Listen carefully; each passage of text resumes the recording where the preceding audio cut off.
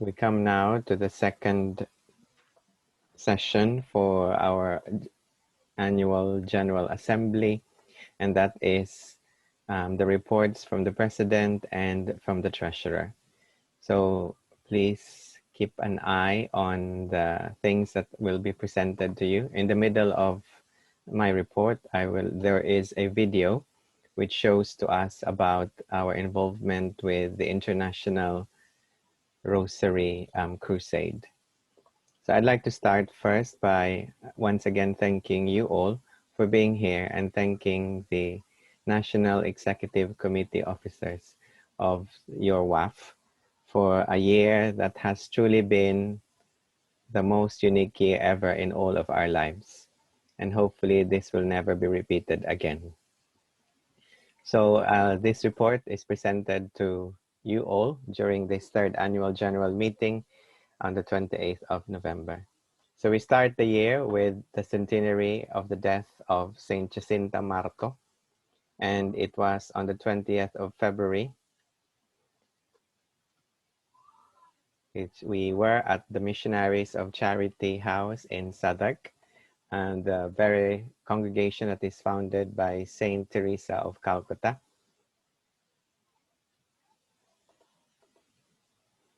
So we had a Holy Mass, which was celebrated by the chaplain of the Portuguese-speaking communities in London.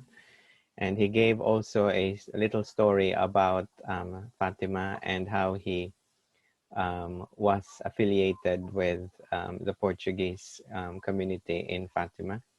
And then it led to the Holy Rosary. And then we had a short sharing of the life story of Saint Jacinta Marto.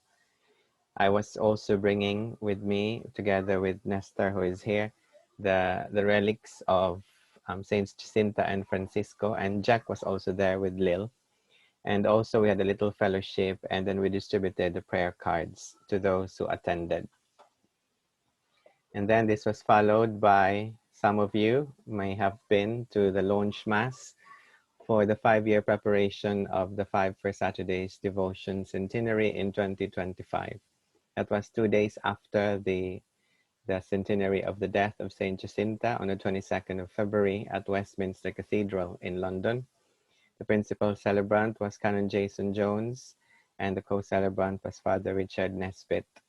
There were over 700 attendees, which was actually a surprise for us who organized it, because the year prior to this, there were only about 100 to 200. So this was a very pleasant surprise from Our Lady. Canon Jason Jones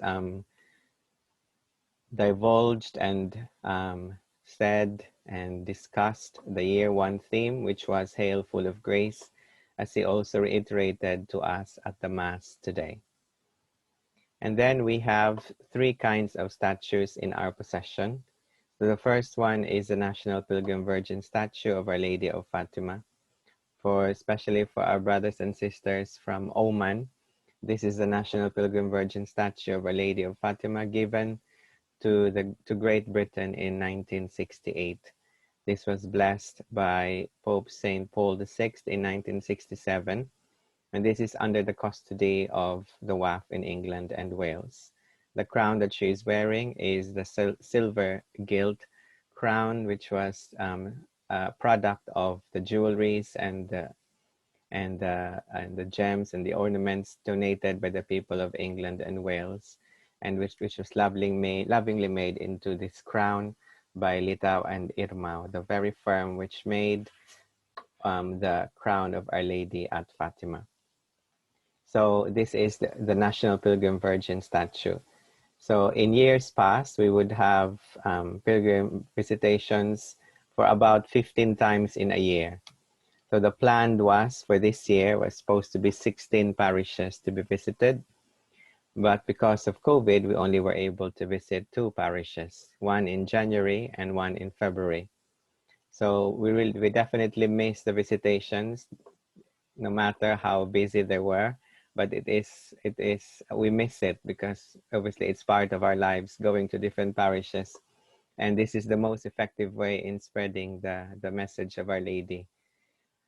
We were supposed to visit 7 dioceses, but we only visited the 2 parishes in 2 dioceses this year. One national shrine was meant to be visited in October, but then obviously that didn't happen. We also, in our custody, the secondary pilgrim statue of Our Lady of Fatima, and this is under the custody of Mike Daly, who is from the Diocese of Clifton, our former national treasurer. And he has given this and is currently in the possession of Father Gary Brassington, his very own diocesan spiritual director. Father Gary is actively promoting the message, as I know from the celebrations in his very own parish.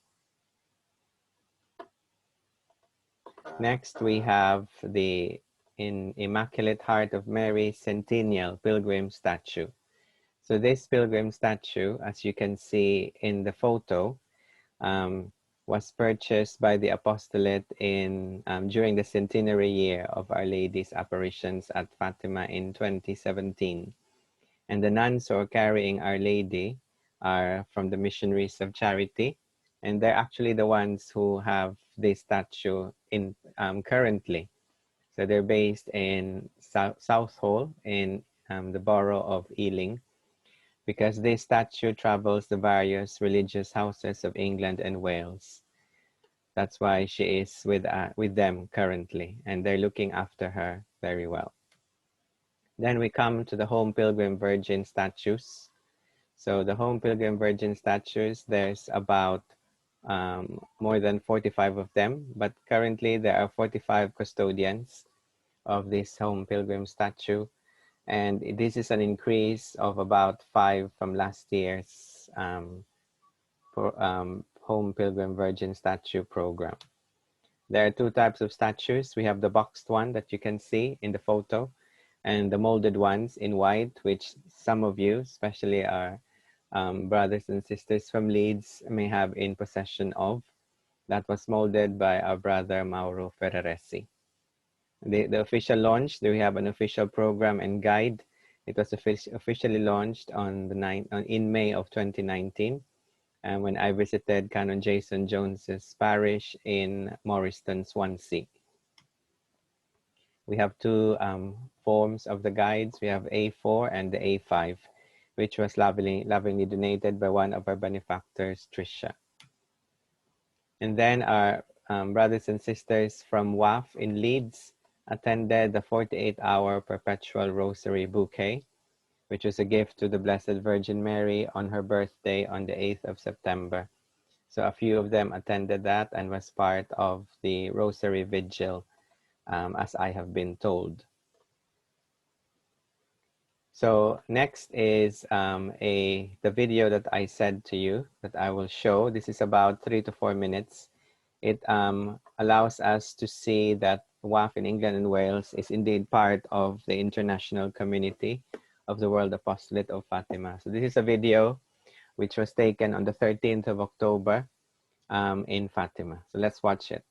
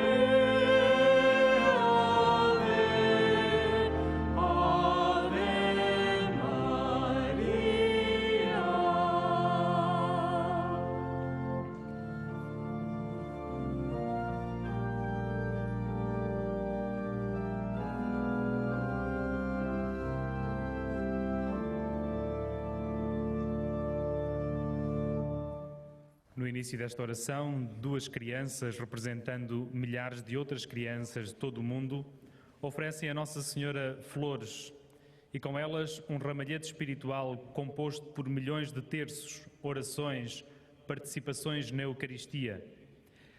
Estas crianças da Eucaristia, iniciativa do Apostolado Mundial de Fátima, rezaram e rezam pelo fim da pandemia, pela paz no mundo, pela vitória do bem sobre o mal e pelo triunfo do Imaculado Coração de Maria.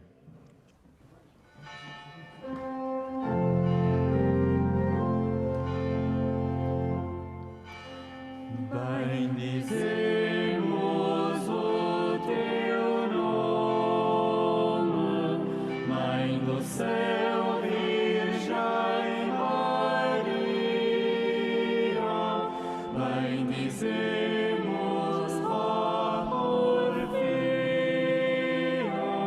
o teu Filho Salvador.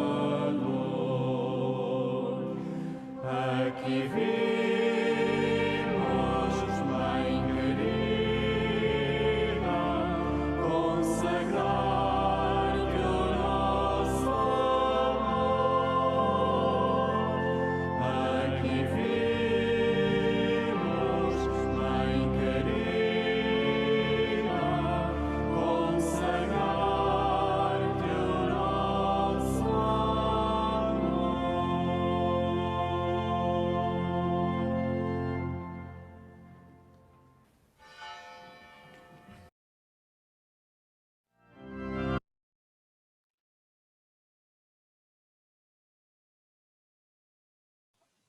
That was the presentation of the spiritual bouquet, composed of, I think it's 5 million rosaries and pledges of prayers and participation in the Eucharistic adoration from all over the world, including those from England and Wales. So thank you to all who have offered the rosaries and their sacrifices and spent time in Eucharistic adoration before Our Lady and our Lord.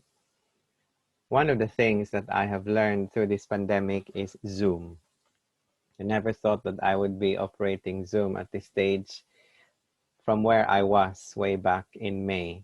So what happened was, in May, one of our sisters from WAF in Leeds, who also happens to be one of the leaders of Couples for Christ, invited me to join them in a rosary first for the pandemic.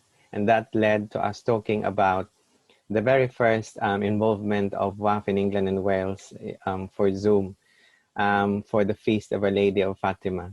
So what we did is we created a program for that, and each of the evenings that I was part of them, I tried to explain the different visions from the apparitions of the Angel of Peace, 3 of them, and then the 6 apparitions of Our Lady, which was perfect 9, which led to the 13th of May. And then we had testimonies from members of the WAF and Couples for Christ in relation to the respective themes for each of the evening.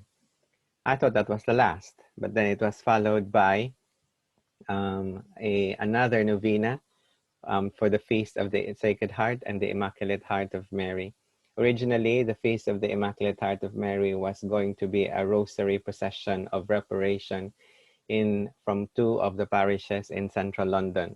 Father Richard is here from the Diocese of Westminster.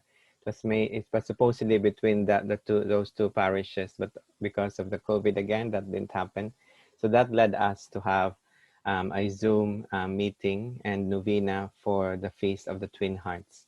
This time it was participated and thankfully and very ably by our diocesan spiritual directors, who gave us reflections in each of the evening. And then that was followed by, through the initiative of WAF Wales and in cooperation with Cardiff Cathedral, in preparation for the 103rd anniversary of the October apparition. It was coordinated by Barbara, who is here with us as well, and thanks to her for coordinating this, from the 4th to the 13th of October. And this time it was the reflections were given by the clergy from the Archdiocese of Cardiff. And the good thing about this is this led to someone from among the clergy who said yes, his fiat to becoming the diocesan spiritual director of the Archdiocese of Cardiff. So we are now in the process of finalizing it, and I'm still waiting for his reply from the email I've sent him, and then we take it from there. But that was the fruit of this novena. And then lastly, on the 7th of November, 7th of this month, we launched the first Saturday's devotion of reparation with the 15 minutes meditation from our diocesan spiritual directors. So that started on the 7th of November, and we hope to do this online, even if the lockdown is over, every 8 p.m. on the first Saturday of each month. And this will be going on until October 2021, subject to review. So once again, and prior to this, we already was able to purchase our own Zoom account, and this is where we are, and this is where we are currently using. Then we have the, how shall I say it, the re-establishment of the WAF England and Wales Facebook page, and ably maintained by our brother Oliver SMM, who is in the studying to become a priest in the Montfortian order. And he's maintaining this, and this is the Facebook page. We have over 500 subscribers. I don't know how you call them, but 500 who are subscribed to this page. But just a note of caution, please make sure that the image of Our Lady is the one you click and you choose, because there is another page, which was the old page and which is a hacked page of the World Apostolate of Fatima, England and Wales, with an icon of a banner, of the WAF banner. But this is the real one, and this is what Brother Oliver is currently managing and maintaining. Then we have social media. We have our social media accounts. So our monthly newsletters that are being released has now a following of 799, which was an 8% increase from last year's monthly subscribers. 45% of those who subscribe read the newsletter, and 2 to 15% click on one or more links. The average number of visits to the website, which is www.worldfatima-englandwales.org.uk, is about 300 to 500. And then the number, we also have a Twitter account, and the average number of likes is 10 to 15. Number of shares is 5 to 10. And this is made possible by our social media group, composed of mainly of Dina and Donal. This I've discussed to you last year, but I'll just briefly touch on it because the next session will touch very comprehensively on GDPR. And thanks to Patrick, the National Vice President, who is now the lead for safeguarding and GDPR for England and Wales, WAF, and who has coordinated with CSAS, the Catholic Safeguarding Advisory Service, and the NCSC, the National Catholic Safeguarding Commission. All the documents are now on our website, so you can check them after if you wish to. So we are very nearly here. I've mentioned this last year. Charitable Incorporated Organization. So I'm not gonna really discuss more about this, but because Patrick will discuss this lengthily after our reports. But the very important thing is the main benefits of being a CIO in England and Wales is, or in the UK, is it has a legal personality, and it also, the members have limited liability. And the CIO status became available to all charities in England and Wales on the 4th of March 2013. So what's the future of WAF in England and Wales? It's mainly the same as what I said to you last year, but obviously we'll wait what Our Lady will be at stake for us. So we will be, and this will be discussed by Patrick as well, we'll be looking at restructuring WAF England and Wales, making it simpler, having our national statutes, a revised one, which we need to vote on, and then the election of the NEC officers. So the election of the NEC officers is supposed to be now, but because of the pandemic, we didn't have enough time to arrange for it to become online and postal. So that's why we're apologizing for that. But also, this is also in line with the election of the CAO trustees next year. So next year we will have lots of elections. Well, we have two at least of elections next year. And then I would just like to end my simple presidential report by just saying to everybody that in the end, Our Lady's Immaculate Heart will triumph and a period of peace will be granted to the world. And we continue to hang on to this because through Our Lady's perpetual virginity, our Lord has come to us and they will never fail us. Our Lady never fails. Thank you very much and Ave Maria.